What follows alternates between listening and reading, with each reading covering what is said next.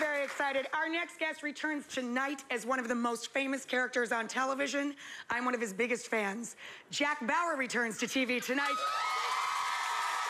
From 24 Live Another Day, Kiefer Sutherland.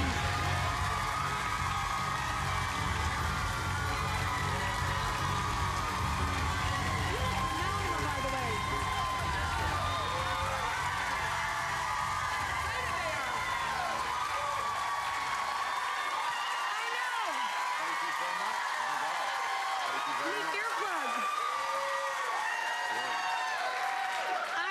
It's huge. We all want to get home on time. The wait is over as of 8 p.m. tonight. Then next week it goes back to 9 p.m. But tonight is a 2-hour comeback of Jack Bauer. Now, I was saying backstage that it's so frustrating as a fan, and I'm a terrible spoiler, because I've seen the 2-hour event, but now I have to wait through everybody catching up. So I don't really know what to say and what not to say. I don't want to screw this up. So you give everybody the tease for tonight. Well, I have to work on it too, because I'm at a point now, we've been working for so long that I'm so excited for people to actually finally see it. And I have to be careful about not blowing it as well. Letting the cat out of the bag. But the show basically takes place 4 years after the very end of season 8, which was the last thing we did. Jack Bauer was given 15 minutes to escape the country before facing prosecution. He manages to go what we call in the show dark, and he disappears. He manages to make it all the way to Eastern Europe, where he is hiding for 4 years. He discovers a plot to assassinate the President of the United States on foreign soil. And so he tries to intervene in that. So what's interesting about the show this season that's different from any other season is normally he's working within the infrastructure of the U.S. government or something like that. This time he's actually working to try and protect it, but while they're hunting him at the same time because he is a fugitive. So it's, so if you get a chance to see it, I hope you enjoy it, because we really, really enjoyed making it. What was it like for you to get back into the role? It looks like it's physically, you look so fit. Well, thank you. It looks physically difficult to train for this. I was very lucky that I had 4 or 5 months in between kind of work to get ready for it.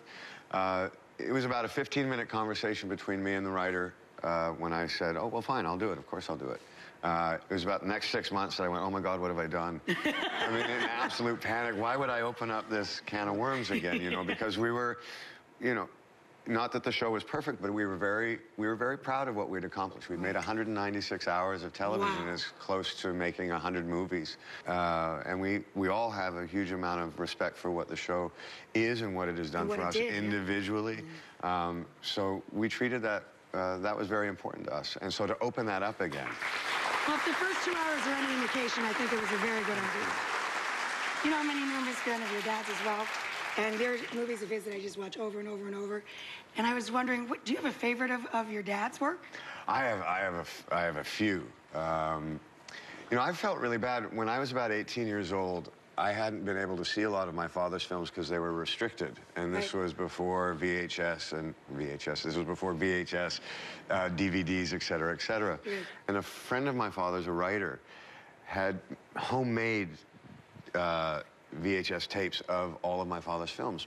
And I remember in about 3 or 4 days, I watched everything from Don't Look Now, Eye of the Needle, Bertolucci's 1900, Fellini's Casanova. Thank you very, very much. You watched the entire and I didn't even come close to scratching the surface of his career, but I think I watched about 10 films. And I did, up until that point, what an unbelievably diversified actor he was. And so I felt really guilty as a son that I didn't know that. And I called him up and talked to him about it. It was kind of a great conversation for us, kind of moving into a more adult kind of dynamic.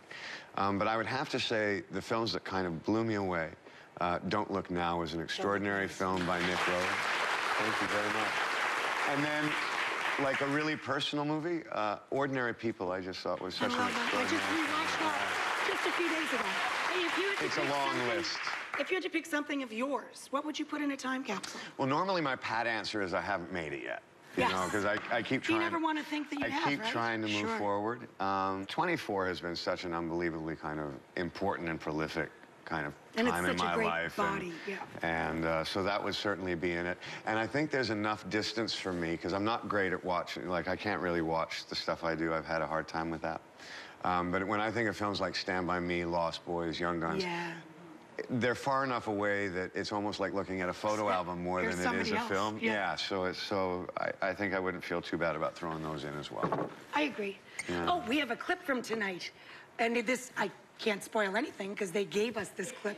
Do you want to set up the clip? Do you know what we're going to see? Yeah, there's, again, the dynamics of the show are very...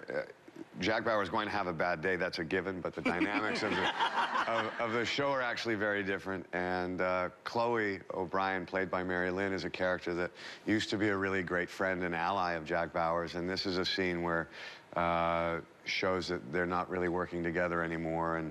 And the person that she is working with, I have an issue with, which I think you'll see. Finish up our time with Kiefer by giving our audience control of the questions. We're gonna do a little game we call On the Spot. Speed round, spotlight hits you, you're on. Who's going first? Okay, go. If you had 24 hours left, what would you do? I would spend time with my family. Yeah. Next. What's next on your bucket list? Oh my gosh,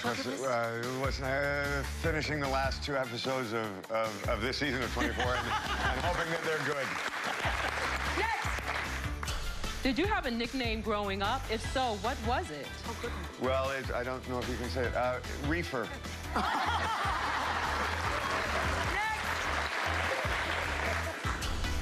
If you could work with anyone in the world, living or dead, who would it be? I just got the opportunity and it was my father. Yay! Next! Oh, I can't wait to see that. What was your first car, and what stories can it tell? Oh, that's a good one. It can tell a lot of stories. It was a 1967 Mustang that I drove from New York to Los Angeles. Sweet! Who was your best on-screen kiss? Oh, now that is a political question. Best on-screen kiss. Well, I've not had many of them, I have to be honest. So I'm gonna go all the way back to the first film I ever did, and I would say Leah Prince. Sorry to all the other women. Next. What's your go-to karaoke song? Oh, do you have a karaoke song? Yes, I do. It would be America's Sister Golden Hair. Nice.